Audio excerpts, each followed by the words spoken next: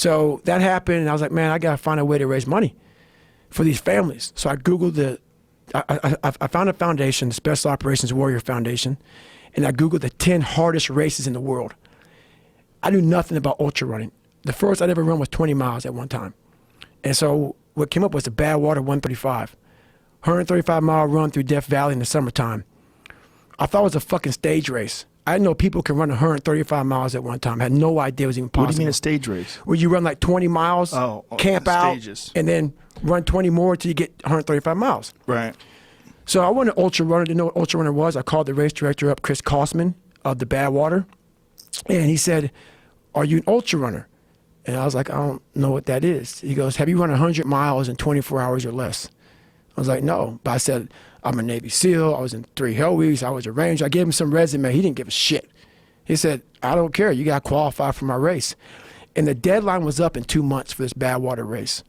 And basically, he said, "There's 2 more races you can do to qualify. And I might consider you in my race. We select top 90 athletes in the world, and you're not even an ultra runner. But I like your cause, like what you're doing." He said, I'll call him up on a Wednesday. And he goes, "There's a race on Saturday in San Diego one day, where you run around a 1-mile track for 24 hours. So many miles you can get. If you get 100 in 24 hours, I will consider you in my race."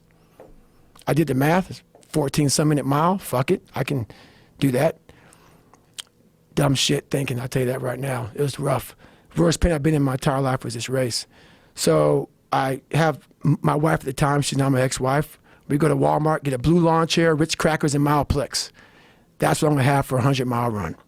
So show up at the start line of this race.